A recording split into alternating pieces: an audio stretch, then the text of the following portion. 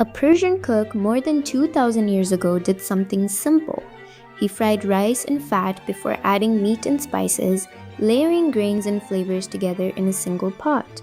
He could never have imagined that this modest technique would travel across empires, survive the fall of dynasties, and become one of the most beloved dishes on the planet. Without knowing it, he was laying the foundation for biryani. This is the story of how a humble Persian rice tradition conquered the world. Even the word carries a clue to biryani's origins. It likely comes from the Persian word biryan, meaning fried before cooking, or possibly from birinj, the Persian word for rice. In ancient Persia, cooks had already mastered pilaf, rice cooked with meat, stock, and aromatic spices such as saffron. It was practical food as much as it was delicious. Nomadic Persian and Central Asian communities needed meals that were nourishing, portable, and capable of feeding many people. Rice and meat cooked together in one vessel were almost perfect for that purpose. As Persian influence spread through trade, migration, and conquest, this culinary tradition moved eastward across Central Asia and toward the Indian subcontinent. Exactly when biryani first arrived in India remains debated. Some historians trace early rice and meat dishes to the Delhi Sultanate as far back as the 13th century. Others argue that the dish we recognize as biryani took shape much later when Persian culinary traditions met the extraordinary cooking culture of Mughal India. That is where the story becomes legendary. When the Mughals entered India in the early 16th century, they brought more than armies and administrators.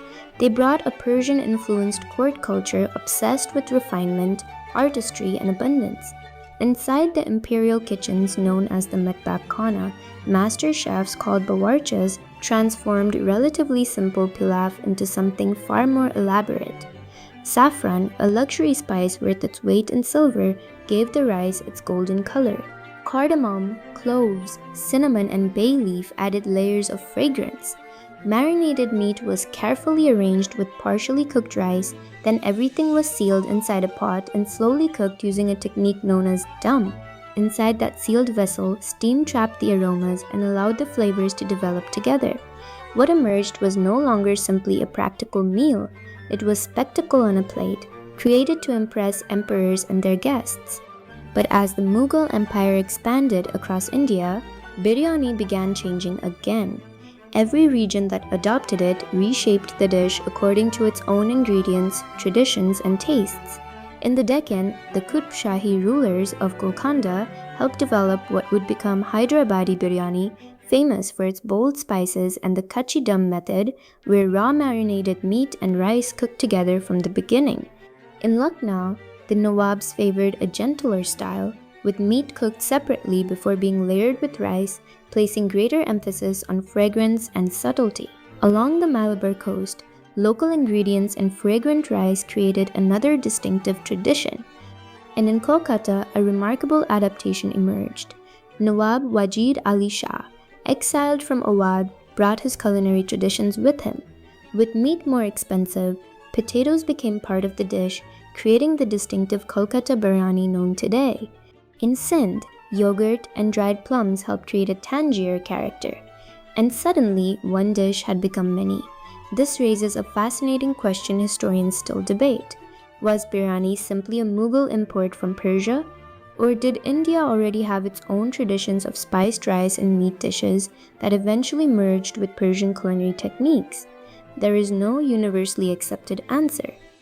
The boundary between pilaf and biryani is difficult to define, and perhaps that uncertainty tells us something important.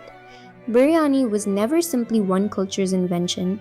It was shaped by cultures meeting, adapting, borrowing, and creating something new together. What happened next was even more remarkable. As the British Empire expanded and Indian communities migrated across the world, biryani traveled with them.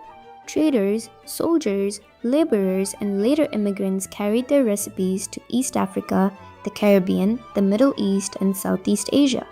And once again, the dish adapted. Local rice replaced familiar varieties, regional spices changed the flavor, different meats were introduced, new cooking techniques emerged. The result was not one biryani, but dozens, perhaps hundreds, of regional versions. By the 19th century, biryani had become deeply woven into the identity of many Indian Muslim communities, particularly as a food for weddings, festivals, and Friday gatherings. Recipes were passed from one generation to the next, sometimes guarded almost like family heirlooms. And then came another transformation.